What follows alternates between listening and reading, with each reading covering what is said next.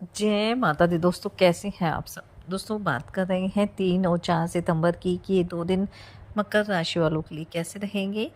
इन 2 दिनों में मकर राशि वालों को क्या खुशखबरी सुनने को मिल सकती है, किन बातों में इन्हें सावधानी रखनी चाहिए। तो इन 2 दिनों का राशिफल जानने से पहले हम इन 2 दिनों का पंचांग जान लेते हैं। 3 सितंबर 2025 दिन बुधवार रहेगा। भाद्रपद माह शुक्ल पक्ष की एकादशी तिथि रहेगी। आयुष्मान योग रहेगा जो 4:17 तक रहेगा। उसके बाद सौभाग्य योग प्रारंभ हो जाएगा। पूर्वाषाढ़ नक्षत्र रहेगा जो 11:09 तक रहेगा। उसके बाद उत्तराषाढ़ नक्षत्र प्रारंभ हो जाएगा। चंद्रमा 5:22 तक धनु राशि में, फिर मकर राशि में आ जाएंगे। राहु काल का समय रहेगा 12:20 से 1:55 तक। अब बात करते हैं 4 सितंबर की। 4 सितंबर 2025 दिन गुरुवार रहेगा। भाद्रपद माह शुक्ल पक्ष की द्वादशी तिथि जो 4:10 तक रहेगी। उसके बाद त्रयोदशी तिथि प्रारंभ हो जाएगी।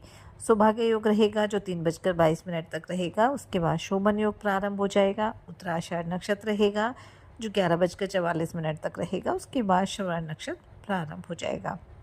चंद्रमा राशि परिवर्तन करेंगे और मकर राशि में आ जाएंगे। अभिजित मुहूर्त का समय रहेगा 11:54 से 12:45 तक। राहु काल का समय रहेगा दोपहर 1:54 से 3:29 तक। 3 सितंबर 2025 को एकादशी तिथि रहेगी और ये भाद्रपद माह के शुक्ल पक्ष की एकादशी है। और इस तिथि पर पूर्वाषाढ़ नक्षत्र और आयुष्मान योग का संयोग बनेगा। इस एकादशी को परिवर्तनी एकादशी के नाम से जाना जाता है और इस दिन भगवान विष्णु के पूरे विधि विधान के साथ पूजा अर्चना की जाती है। और ये कहा जाता है कि इस दिन भगवान विष्णु की पूजा अर्चना करने से, व्रत रखने से पापों से मुक्ति मिलती है और जीवन में सुख समृद्धि आती है। इस एकादशी पर दान पुण्य का विशेष महत्व होता है क्योंकि इस दिन जो भी दान किए जाते हैं उनसे हमारे जीवन में धन धान्य और सुख में वृद्धि होती है। इस दिन किसी ज़रूरतमंद या ब्राह्मण को भोजन कराना अत्यंत कल्याणकारी माना जाता है। आप इस दिन अन्न, जल, किसी भी चीज़ का दान कर सकते हैं। साथ ही साथ इस दिन आप घी और गुड़ का दान भी कर सकते हैं। इससे भी घर में सुख समृद्धि बनी रहती है। जैसा कि आप सब जानते हैं कि जो देवशयनी एकादशी है उस दिन से भगवान विष्णु योग निद्रा में चले जाते हैं और भाद्रपद शुक्ल पक्ष की जो एकादशी आती है भगवान विष्णु शेष नाग की शैया पर करवट बदलते हैं। और यह दिन अत्यंत मंगलकारी माना जाता है क्योंकि इस दिन भगवान विष्णु अत्यंत प्रसन्न भाव में रहते हैं और हमारी प्रार्थना भी स्वीकार करते हैं। और इस एकादशी को परिवर्तनी एकादशी के साथ साथ पद्मा एकादशी, वामन एकादशी, जल झूलने एकादशी के नाम से भी जाना जाता है। तो इस दिन आप पूरे विधि विधान के साथ भगवान विष्णु के वामन अवतार की पूजा अर्चना करें, पंचामृत से उनका अभिषेक करें, गंगा जल से स्नान कराएं और उसके सामने, भगवान के सामने आप दीपक जलाएं और तुलसी की माला से ओम नमो भगवते वासुदेवाय नमः मंत्र का जाप भी करें। विष्णु सहस्रनाम का आप पाठ करें। इस दिन आप पीपल के पेड़ के नीचे घी का दीपक जलाएं और उसकी परिक्रमा भी करें। और इस दिन पूजा के लिए जो शुभ मुहूर्त है वो सुबह 7:35 से लेकर 9:10 तक रहने वाला है। इस दौरान आप पूरे विधि विधान के साथ उनकी पूजा अर्चना करें। और इस व्रत का जो पारण है वो 4 सितंबर को दोपहर 1:46 से लेकर दोपहर 4:07 तक कर सकते हैं। तो चलिए बात कर लेते हैं ये 2 दिन मकर राशि वालों के लिए कैसे रहेंगे। ये 2 दिन मकर राशि वालों के लिए मिले जुले रहने वाले हैं।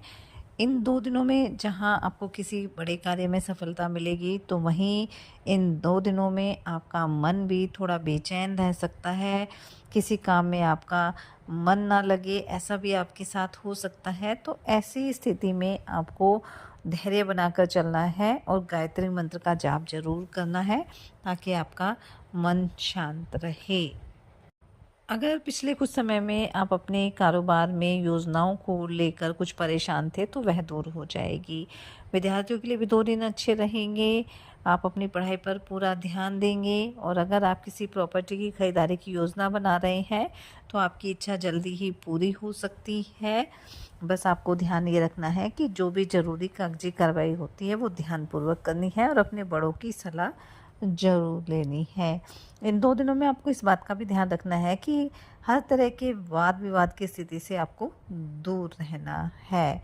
धर्म कर्म में रुचि रहेगी, किसी मनोरंजन के कार्यक्रम में आप सम्मिलित भी हो सकते हैं, घूमने फिरने भी जा सकते हैं और इस दौरान कोई महत्वपूर्ण जानकारी भी आपको मिल सकती है। नौकरी पेशा लोगों के लिए 2 दिन सामान्य रहेंगे। आपका जो सहकर्मी है आपको नुकसान पहुंचाने की कोशिश कर सकता है, लेकिन उच्च अधिकारियों से आपको पूरा सहयोग मिलने वाला है। हालाँकि आपकी सोच काफ़ी अच्छी रहेगी और अच्छे कार्यों को करने के लिए आप काफ़ी एक्टिव भी रहेंगे। सामाजिक कार्यों में भी आप काफ़ी बढ़-चढ़कर हिस्सा लेंगे। कारोबार में भी कुछ भविष्य की योजनाओं को लेकर आप योजना बना सकते हैं। वहीं आर्थिक दृष्टिकोण से भी समय अच्छा ही रहेगा। कोई धन रुका हुआ था तो वह वापस मिल सकता है या कोई सरकारी टेंडर था तो उसके मिलने की भी उम्मीद रहेगी। बस अपने बड़ों की सलाह आपको ज़रूर लेनी है और जल्दबाजी में किसी तरह का निर्णय भी नहीं लेना है। घर परिवार में किसी सदस्य के लिए कोई सरप्राइज़ गिफ्ट भी आप लेकर आ सकते हैं। वहीं दाम्पत्य जीवन आपका सुखद रहेगा। प्रेम संबंधों के लिए भी 2 दिन मिले-जुले रहने वाले हैं। पारिवारिक जीवन में भी अगर किसी तरह की समस्या थी तो उससे भी काफ़ी हद तक आपको छुटकारा मिल जाएगा। किसी पुराने मित्र से भी लंबे समय के बाद मिलकर आपको काफ़ी खुशी होगी, पुरानी बातें आपकी ताज़ा हो जाएगी। इन 2 दिनों में आपको अपने विरोधी पक्ष को लेकर भी थोड़ा सतर्क रहना है, क्योंकि वो आपको नुकसान पहुंचाने की कोशिश कर सकते हैं, इसलिए उनसे आपको थोड़ा सतर्क रहना है। इन 2 दिनों में अपने क्रोध पर भी संयम करके चले, बेवजह किसी बात को लेकर क्रोध ना करें और अपने खर्चों को लेकर भी योजना बना कर चलें, ताकि आपकी आर्थिक स्थिति मजबूत रहे, आपका बजट है वो आपके हिसाब से चलता रहे। अगर आप अविवाहित हैं तो आपके विवाह की बातचीत इन 2 दिनों में हो सकती है। हो सकता है आपका विवाह भी तय हो जाए। तो कुल मिलाकर कह सकते हैं कि ये जो 2 दिन हैं वो मकर राशि वालों के लिए मिले-जुले रहेंगे, लाभ के योग बनेंगे, इसलिए इस समय का फ़ायदा उठाएँ, मेहनत करें और अपने प्रयास भी जारी रखें। साथ ही सच्चे मन से आप ईश्वर आराधना करें, हनुमान जी और शनिदेव की आराधना करें, हनुमान चालीसा का पाठ आप ज़रूर करें, अपनी सामर्थ्य अनुसार गरीब और असहाय लोगों की मदद करें, उन्हें दान दक्षिणा दें, अपने बड़ों का आशीर्वाद लें। इससे आपके जीवन में सदैव खुशियाँ बनी रहेगी। ये 2 दिन आपके लिए मंगलकारी रहे। इसी मंगल कामना के साथ जय माता दी।